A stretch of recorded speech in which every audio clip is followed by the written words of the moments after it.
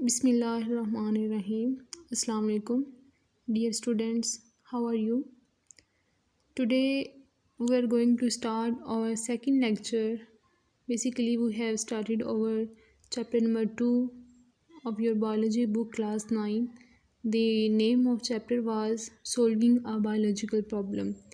Previous lecture में हम लोग डिस्कस कर चुके हैं मेजर आउटलाइन के बारे में, बायोलॉजिकल प्रॉब्लम के बारे में, बायोलॉजिकल मेथड के बारे में, और हम लोगों ने ये देखा कि बायोलॉजिकल मेथड को कौन यूज़ करता है और बायोलॉजिकल मेथड को कहाँ कहाँ पे यूज़ किया जाता है।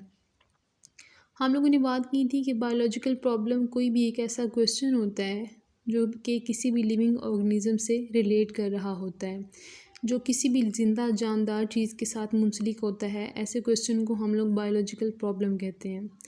फिर हम लोगों ने ये भी बात की थी कि जिस तरह से फ़िज़िक्स, केमिस्ट्री और मैथमेटिक्स के अंदर क्वेश्चन को सोल्व करने के लिए फार्मूलाज होते हैं, उसी तरह से बायोलॉजिकल प्रॉब्लम को सोल्व करने के लिए भी हमारे पास एक स्पेसिफ़िक फार्मूला है।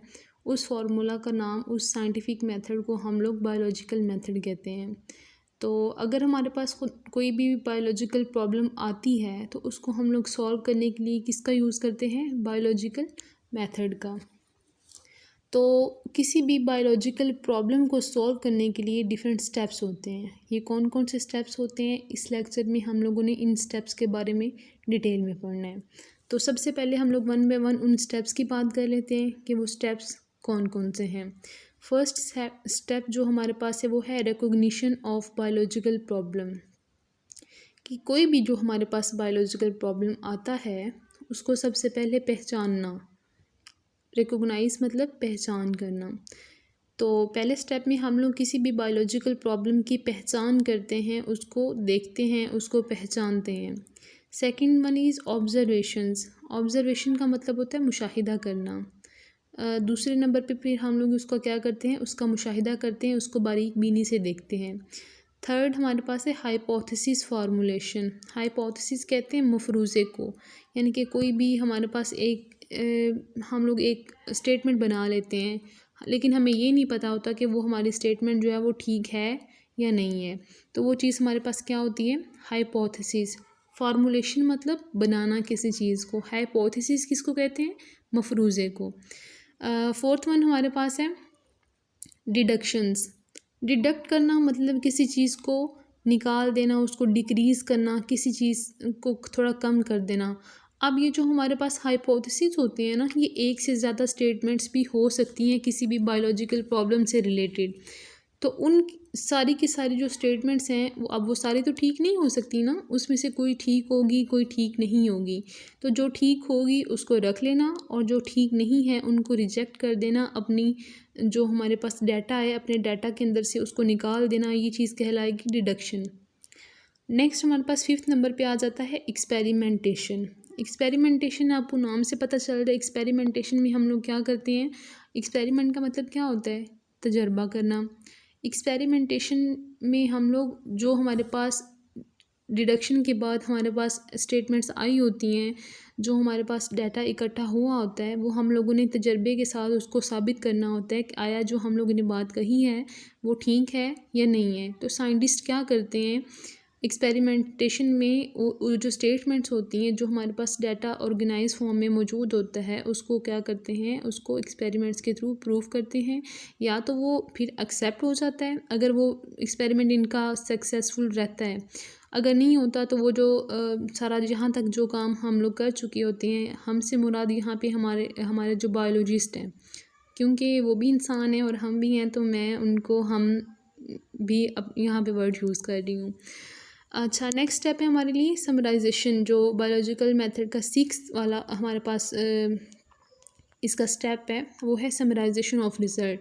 कि एक्सपेरिमेंट के बाद जो हमारे पास रिज़ल्ट आता है, अगर तो एक्सपेरिमेंट हमारा प्रूफ हो जाता है, हमारा एक्सपेरिमेंट जो है वो सच्चा साबित हो जाता है कि जो बात हमने कही थी वो तजर्बे से बात साबित हो जाती है, तो हम लोग क्या करते हैं कि अपना जो रिज़ल्ट है उसको समराइज़ करते हैं। इसकी एग्जांपल मैं आपको यूँ देती हूँ कि जो महकमा मौसमियात वाले कहते हैं कि आज शाम को पिंडी भटिया में बारिश आएगी। अगर तो शाम को बारिश आ जाती है, साथ में उन्होंने ये भी कहा होता है कि ठंडी हवाएं भी होंगी, दोपहर को गर्मी होगी, शाम में ठंडी हवाएं होंगी, रात को बारिश आ जाएगी।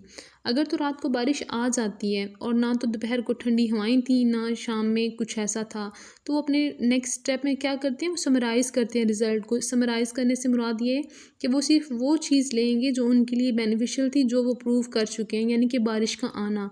रात के वक्त बारिश आई तो उन्होंने इस चीज़ को समराइज़ किया, उन्होंने कहा कि बस जी हमने यही बात की थी। तो एक्सपेरिमेंटेशन के बाद जो हमारे पास रिज़ल्ट्स आते हैं, वो सारे के सारे रिज़ल्ट्स जो हैं उनको एज़ इट इज़ ही उनको हम लोग पब्लिक के सामने नहीं लेके आते। बायोलॉजिस्ट क्या करते हैं, उन रिज़ल्ट्स को, उन नताइज को समराइज़ करते हैं, शॉर्ट फॉर्म में लेके आते हैं, उनकी समरी बना देते हैं। नेक्स्ट लास्ट वाला जो हमारे पास स्टेप है, उसमें क्या करते हैं, टेस्ट को जो रिज़ल्ट हमारे पास आया होता है उसको रिपोर्ट किया जाता है। रिपोर्ट करने से मुराद है उसको हम लोग डिफरेंट जो बुक्स हैं उनके अंदर पब्लिश कर देते हैं। जो हमारे पास डिफरेंट बुक्स होती हैं उनके अंदर उसको पब्लिश किया जाता है, उस डाटा को नेट पे डाल दिया जाता है ताकि डिफरेंट जो कंट्रीज़ हैं उनके जो साइंटिस्ट हैं वो भी इसको पढ़ें, इसके ऊपर रिसर्च करें, और डिफरेंट सेमिनार्स के अंदर उसको रखा जाता है, और डिफरेंट जो मीटिंग्स होती हैं, कॉन्फ्रेंसेस होती हैं, उसके अंदर उस डाटा को हम लोग जो बायोलॉजिस्ट हैं वो क्या करते हैं, उस डाटा को एक्सप्लेन करते हैं कि हमने ये बात की थी। तो ये डिफरेंट स्टेप्स थे।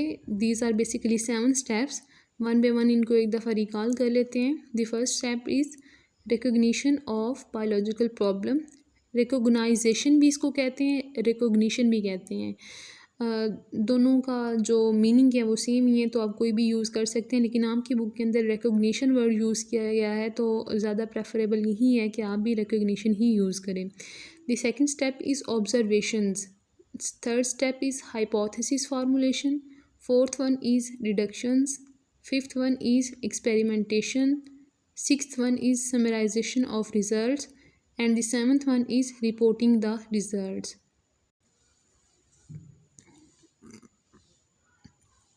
आइए हम वन बाय वन इनको हम लोग डिस्कस कर लेते हैं।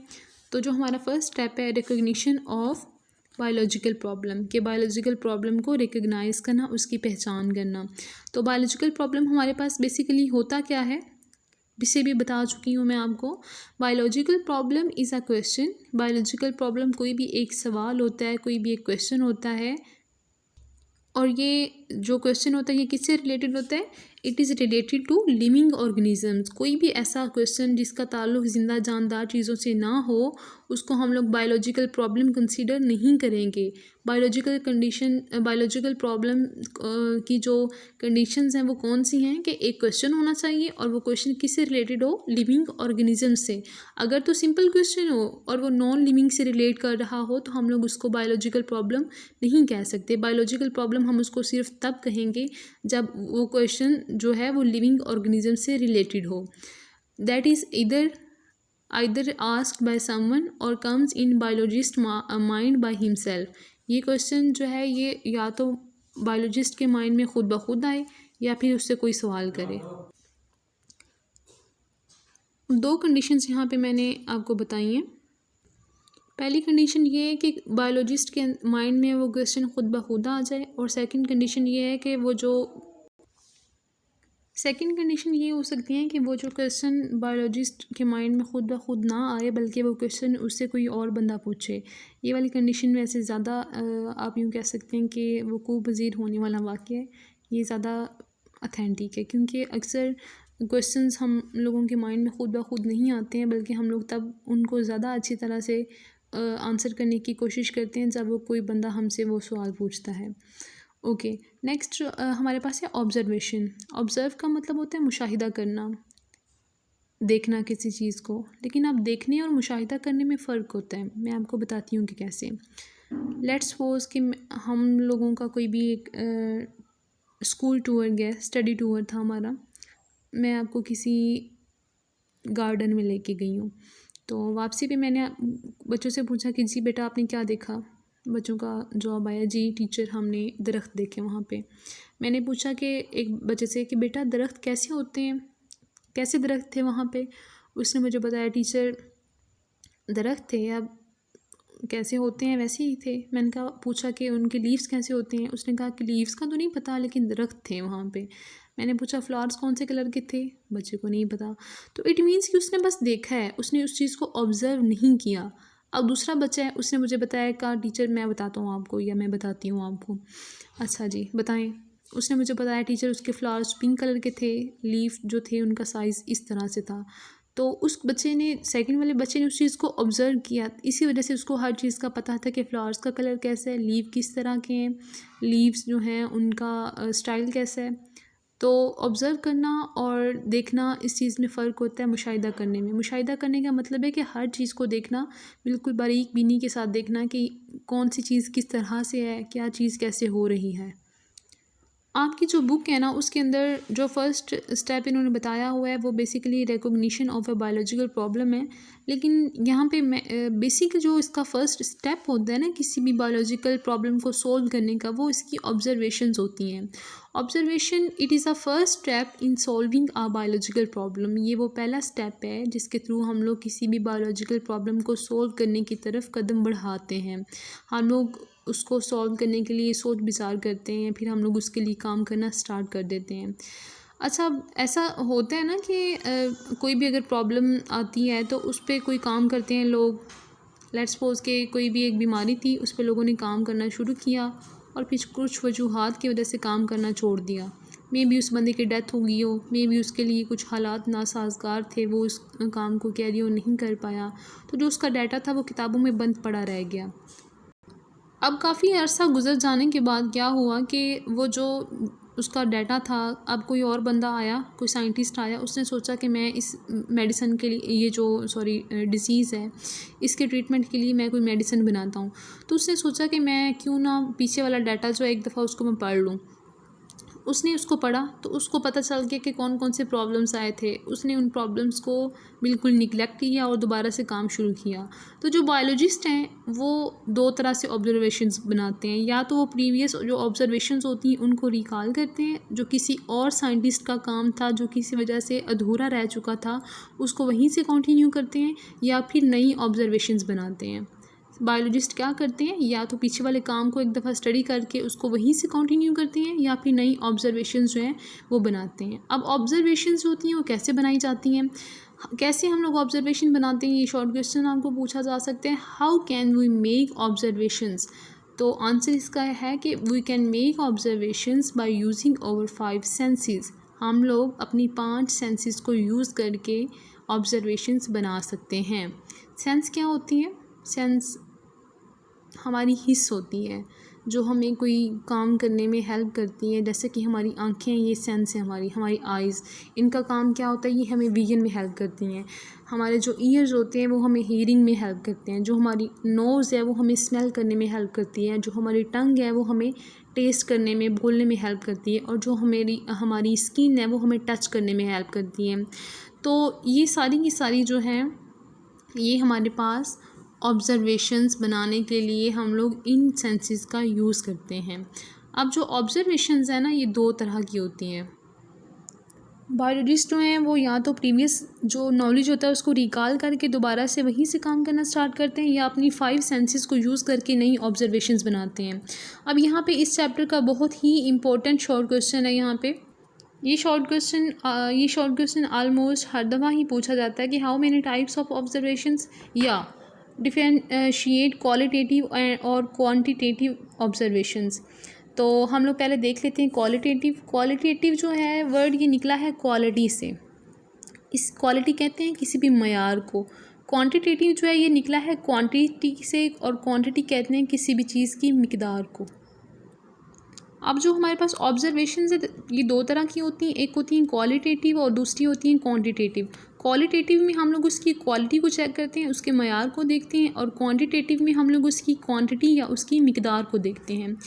क्वालिटेटिव जो ऑब्जर्वेशंस होती हैं दीज आर लेस एक्यूरेट, कि कम एक्यूरेट होते हैं मतलब जिनमें गलती का चांस बिल्कुल भी ना हो। ये लेस एक्यूरेट है, ये बिल्कुल एक्यूरेट नहीं है, यानी कि इनमें थोड़ा बहुत गुंजाइश होती है गलती की। Variables can not be measured, इसमें अंदर जो हमारे पास वेरिएबल्स हैं हम लोग उनको मेजर नहीं कर सकते। जैसा कि हम लोग ये नहीं बता सकते कि कोई कौन कितना खूबसूरत है या कोई जो है वो कितना इंटेलिजेंट है। लेकिन जो क्वान्टिटेटिव ऑब्जर्वेशंस होती हैं ये एक्यूरेट होती हैं, इनके अंदर गलती का चांस बहुत कम होता है, इवन होता ही नहीं है। इसके अंदर हम लोग वेरिएबल्स को मेजर कर सकते हैं और उनको नंबर्स की फॉर्म में रिकॉर्ड कर सकते हैं। जो हमारे पास क्वालिटेटिव ऑब्जर्वेशंस होती हैं ये लेस एक्यूरेट होती हैं और जो क्वांटिटेटिव ऑब्जर्वेशंस होती हैं ये मोर एक्यूरेट होती हैं। क्वालिटेटिव में बेसिकली हम दो चीज़ों का कंपैरिजन कर रहे होते हैं on the basis of their quality, और क्वांटिटेटिव में हम लोग on the basis of quantity देखते हैं चीज़ों को। इसकी एग्जांपल में बताया गया है कि the freezing point of water is colder than the boiling point, यानी कि जो वाटर का फ्रीजिंग पॉइंट है वो ज़्यादा ठंडा है उसके बॉइलिंग पॉइंट से। लेकिन ये नहीं बताया कि उसका फ्रीजिंग पॉइंट कितना है और बॉइलिंग पॉइंट कितना है, ये क्वान्टिटेटिव में बताया जाएगा। क्वान्टिटेटिव में बता रहे हैं कि the freezing point of water is 0 degree Celsius and boiling point of water is 100 degree Celsius. अब यहाँ पे देखिए फ्रीजिंग पॉइंट और बॉइलिंग पॉइंट के बारे में सिर्फ उन्होंने जस्ट बता दिया कि कैसा होता है कैसा नहीं होता, लेकिन क्वांटिटेटिव में उन्होंने उसके फैक्ट्स और फिगर्स भी बताए हैं, नंबर्स भी बताए हैं कि कितना फ्रीजिंग पॉइंट है और कितना बॉइलिंग पॉइंट है। सेकंड एग्जांपल है a litre of water is heavier than the litre of ethanol. अगर 1 लीटर एथनॉल का हो और 1 लीटर जो है वो वाटर का हो तो जो पानी वाला लीटर है एक, वो वाली बॉटल जो है वो वज़नी होगी। अब ये नहीं बताया कि उसका वज़न कितना होगा, लेकिन क्वांटिटेटिव में वो बता रहे हैं कि a litre of water weighs 1000 grams and a litre of ethanol weighs 789 grams. अब यहाँ पे वो बता रहे हैं कि जो वाटर है उसका जो वेट है वो हैवी तो होगा। अब ये हमें क्वालिटेटिव में भी पता चल चुका था, लेकिन क्वांटिटेटिव में वो हमें ये बता रहे हैं कि जो एक वाटर का लीटर है उसका वेट जो है वो 1000 ग्राम है, जबकि एथनॉल का जो वेट है वो 789 ग्राम्स है। ये हम लोगों ने आज इसमें रिकॉग्निशन पढ़ी, 2 स्टेप्स हम लोगों ने पढ़े हैं और सेकंड वाला स्टेप पढ़ा है ऑब्जर्वेशन का। जो इसके नेक्स्ट स्टेप्स हैं वो इंशाल्लाह हम लोग फर्दर लेक्चर में उनको कैरी ऑन करेंगे। इस सारे लेक्चर के अकॉर्डिंग इससे रेलिवेंट कोई क्वेश्चन हो तो आप ज़रूर पूछिए कमेंट सेक्शन में, और नेक्स्ट लेक्चर हम लोग कल इंशाल्लाह कंटिन्यू करेंगे। Thank you so much. अल्लाह हाफिज़।